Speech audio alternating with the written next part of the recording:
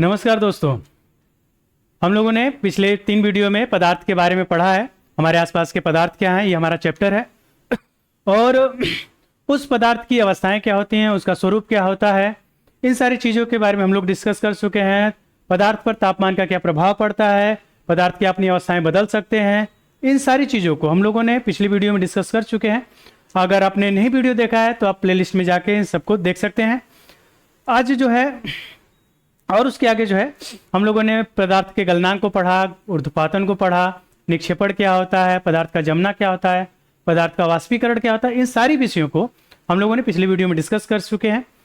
और जो है आज हम लोग इस नई वीडियो में शुरुआत करते हैं कि वाष्पीकरण से शीतलता हमको कैसे महसूस होती है, ठंडक कैसे महसूस होती है, संगलन की प्रसुप्त उष्मा क्या होती है, वाष्पीकरण की प्रसुप्त उष्मा क्या होती है, हमें सूती कपड़े क्यों पहनने चाहिए, हमारे मटके का पानी ठंडा क्यों हमें महसूस होता है।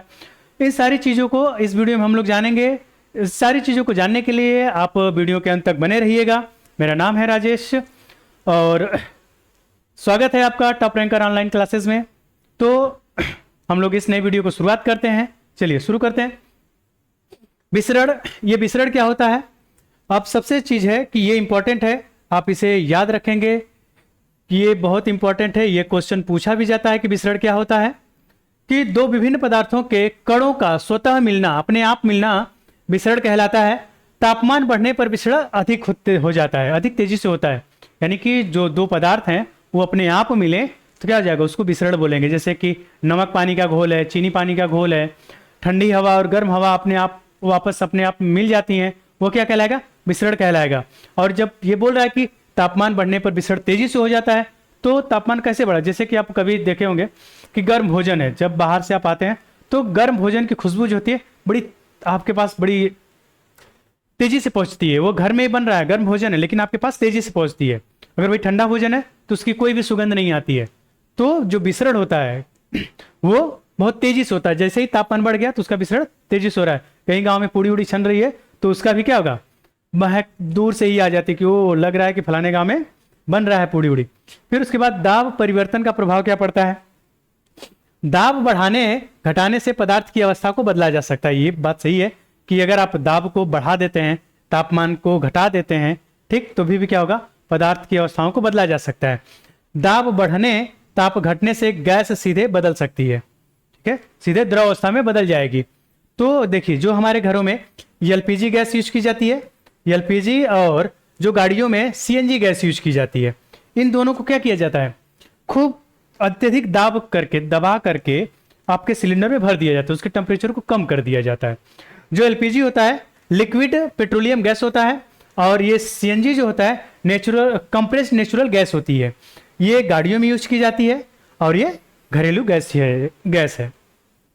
कार्बन डाइऑक्साइड को उच्च दाब पर संग्रहित किया जाता है। यानी कि जो कार्बन डाइऑक्साइड है उसे उच्च दाब पर संग्रहित, यानी कि इकट्ठा किया जाता है। यानी कि संग्रहित करने का क्या होता है, दबाव देकर इकट्ठा करना होता है। तो उसको कार्बन डाइऑक्साइड गैस को उच्च दाब देकर संग्रहित कर लिया जाता है। तो उसे क्या बोलते हैं, उस चीज को शुष्क बर्फ बोला जाता है। यानी कार्बन डाइऑक्साइड को क्या बोला जाता है, ड्राई आइस या शुष्क बर्फ बोला जाता है, जब वो ठोस अवस्था में हो जाती है। ठोस, द्रव और गैस दाब और तापमान के द्वारा तय होते हैं। यानी कि जो ठोस, यानी कि कोई भी वस्तु ठोस अवस्था में है, कोई वस्तु द्रव अवस्था में है, कोई अवस्था गैस अवस्था में, तो उसके तापमान पर निर्भर करता है कि हम उसकी अवस्थाओं को बदल सकते हैं। और जो है संगलन की प्रसुप्त उष्मा क्या होती है।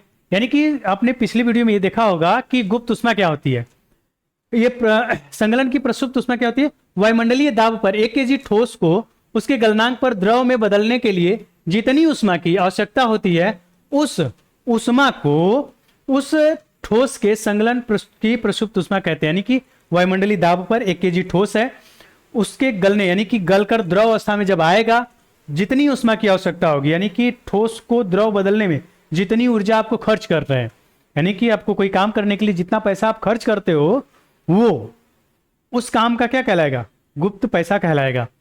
तो यानी कि 1 केजी ठोस है, वायुमंडलीय दाब पर ठोस है, गलनांक पर द्रव में बदलने के लिए जितनी उष्मा की आवश्यकता होगी, उस उष्मा को ठोस का संगलन की प्रसुप्त उष्मा कहते हैं। इस तरीके से इसको समझिए कि अगर आप एकदम ठंडे क्षेत्र में, यानी कि जहां पे टेम्परेचर माइनस में हो, माइनस में, यानी कि सियाचिन चले जाइए, कश्मीर चले जाइए, श्रीनगर घूमने के लिए, तो जो वहाँ का टेम्परेचर है माइनस में होता है, जहाँ पे हमारे जवान खड़े होकर -50 में भी ड्यूटी करते हैं।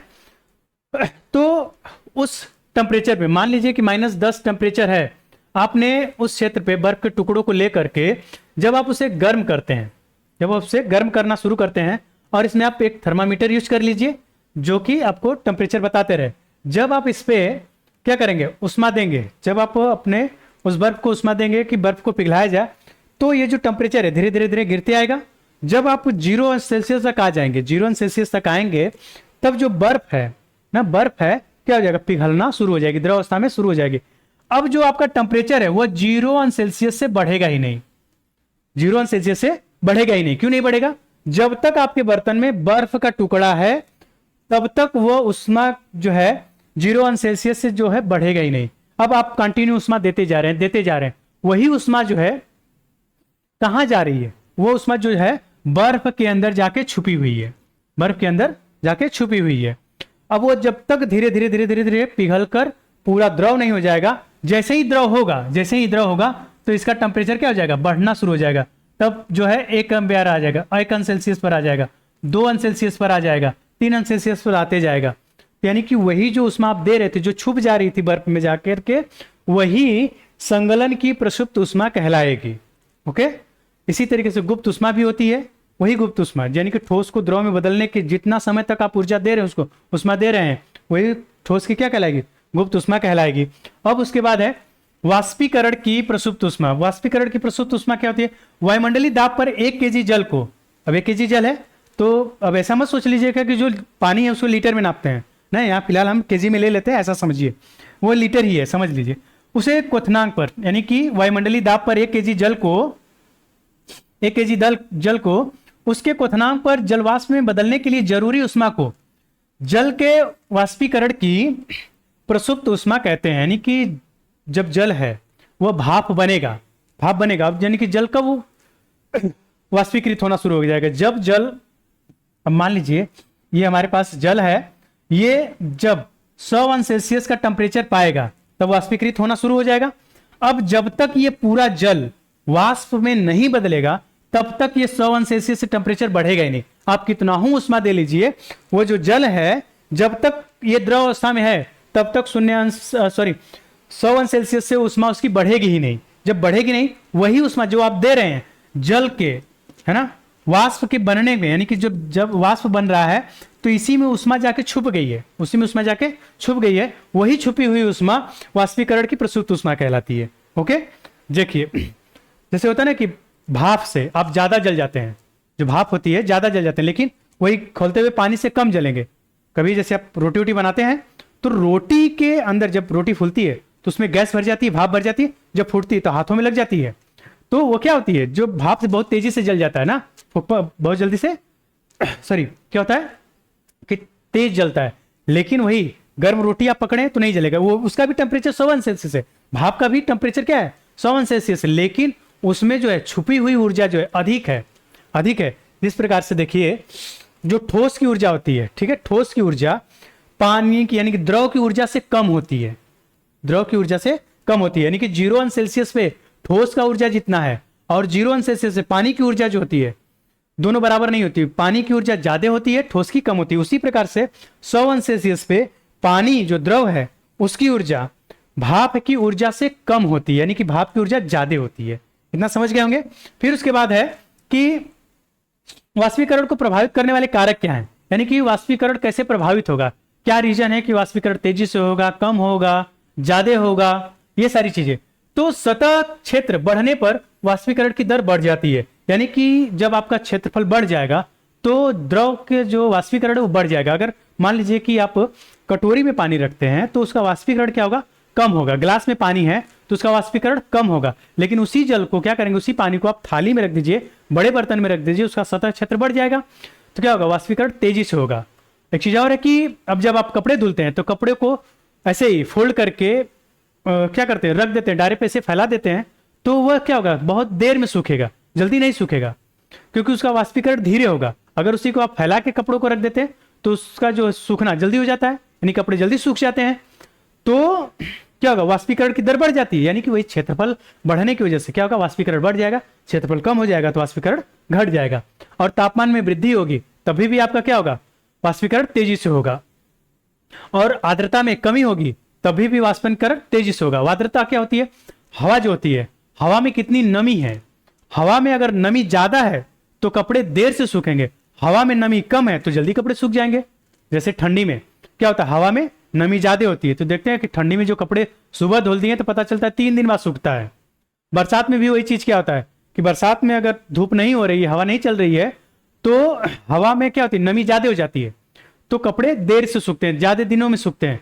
और जैसे ही इसमें आर्द्रता की कमी हो जाएगी, नमी की कमी हो जाएगी तो जल्दी सूख जाएगा कपड़ा। जैसे गर्मी है, तापमान बढ़ जाता है गर्मियों में, और क्या होता है, हवा में आर्द्रता कम हो जाती है, कपड़े जल्दी सूख जाते हैं। आर्द्रता क्या होता है, वायु में मौजूद जलवाष्प की मात्रा को आर्द्रता कहते हैं। वायु की गति में वृद्धि हो जाए, यानी कि हवा की जो गति है वो भी तेज हो जाएगी तो कपड़े जल्दी सूखेंगे, क्योंकि उसके जलवाष्पों को क्या करेगा, वो जल्दी से उड़ा के लेके चला जाएगा, यानी कि जो उसमें जल की बूंदें हैं उसे उड़ा के लेके चला जाएगा। और उसके बाद है कि वाष्पीकरण के कारण शीतलता कैसे महसूस होती है।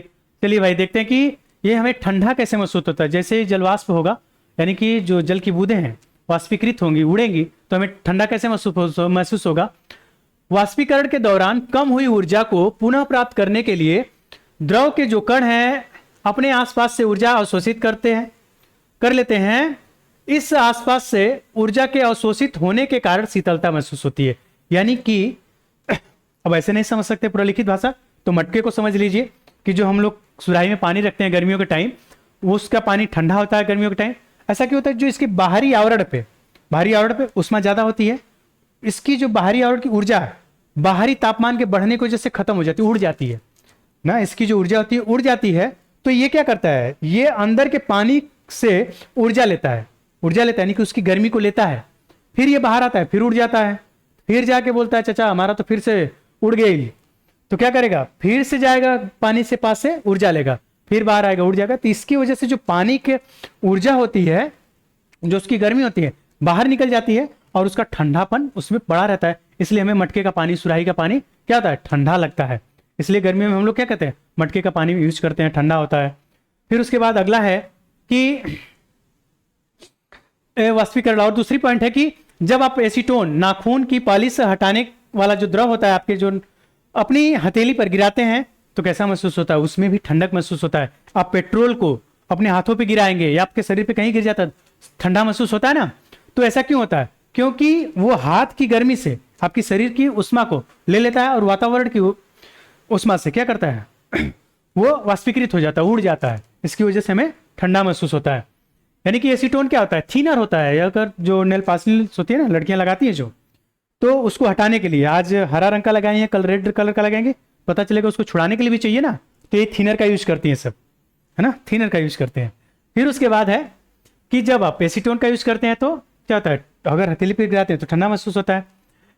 कण जो है आपकी हथेली या उसके आसपास के ऊर्जा प्राप्त कर लेते हैं और वाष्पीकृत हो जाते हैं, जिससे हथेली पर शीतलता महसूस होती है। ये चीजें समझ गए, पेट्रोल से भी यही होता है। फिर आगे है कि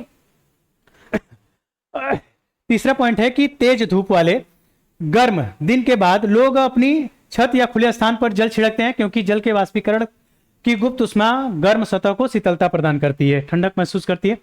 देखे होंगे कि जब गर्मियों के टाइम में हम लोग जब छोटे थे तो छतों पे सोते थे, तब तो कोई सोता नहीं है छतों पे। गर्मियों के टाइम में क्या होता था कि छत को धुल दिया जाता था, यानी कि गर्मी जब समाप्त हो जाती थी शाम के टाइम उसको धुला जाता था ताकि ठंडा जो छत है वो ठंडा हो जाए। तो क्यों हो जाएगा, अब जो ऐसे ही उसमें पानी को छिड़काव करेंगे तो जो पानी है उसके सतह पे जाएगा तो उसकी गर्मी को, उसकी उष्मा को अवशोषित करके वाष्पीकृत हो जाएगा। जब वाष्पीकृत हो जाएगा यानी कि वाष्प बनकर उड़ जाएगा तो उसकी गर्मी को भी लेकर उड़ गया, तो इसलिए छत ठंडा महसूस होता है। अपने दरवाजे पे जो पानी छिड़कते हैं तो जो पानी है वो क्या करेगा, जमीन की उष्मा को, गर्मी को अवशोषित करके वाष्प में उड़ा देता है, तो इसलिए हमें वहाँ के जो वातावरण, वहाँ की जो जगह ठंडा महसूस होती है। इसको देख सकते हैं कि ये क्या कर रहा है, अपना गर्मी इसको लग रही है ज़्यादा, पानी छिड़क रहा है, इसको जुकाम उकाम होगा जल्दी, ये है। फिर उसके बाद आप देख सकते हैं कि बर्फीले जल से भरे गिलास की बाहरी सतह पर जल की बूंदें हमें क्यों नजर आती हैं। यानी कि जब आप गिलास में ठंडा पानी या गिलास में बर्फ के टुकड़े को भर देते हैं तो कुछ देर बाद आप देखेंगे कि ग्लास के बाहरी परतों पे क्या जल की बूंदें आ जाएंगी। पहले तो हम लोगों को लगता था कि ग्लासों में छेद है क्या, पूरा बाहर पानी आके पड़ जा रहा है। बाटल में जैसे ठंडा वंडा पीते हैं, जब फ्रिज से बाहर निकाला जाता है तो उसकी बाहरी परतों पे क्या हो जाता है, जल की बूंदें आ जाती हैं। तो जब छोटे थे तो ऐसा लगता था कि नहीं, लग रहा है इसमें छेद होता है, पानी बाहर आ जा रहा है। लेकिन ऐसा नहीं है। क्यों नहीं है? क्योंकि जो हमारा वायुमंडल है, हवा है, इसमें जलवाष्प, यही जो वाष्पीकृत हो रहे हैं बार बार, ये जलवाष्प क्या है, इस वातावरण में घूम रहे हैं, चल रहे हैं। तो क्या होगा, जैसे ही ठंडे क्षेत्र पे आएंगे, गिलास के सतहों पर लगेंगे, तो ठंडे क्षेत्र में आते ही वो अपने आप को द्रव अवस्था में बदल लेते हैं, क्योंकि उनका टेम्परेचर क्या हो जा रहा है, कम हो जा रहा है। तो जो जलवाष्प है यानी गैस है, भाप है, वो क्या हो रही है, ठंडे क्षेत्र में आते ही अपने आप को द्रव अवस्था में बदल ले रही है। गर्मियों में हमें सूती कपड़े क्यों पहनने चाहिए? गर्मियों में सूती कपड़े इसलिए पहनने चाहिए क्योंकि ये क्या करते हैं, हमारे पसीने को बहुत जल्दी से अवशोषित कर लेता है। अवशोषित करने के बाद क्या करता है, वाष्पीकृत कर देता है, जिसकी वजह से सूती कपड़े क्या करते हैं, हमें ठंडक महसूस कराते हैं। यहाँ पे जो हमारा पसीना होना चाहिए, यहाँ पे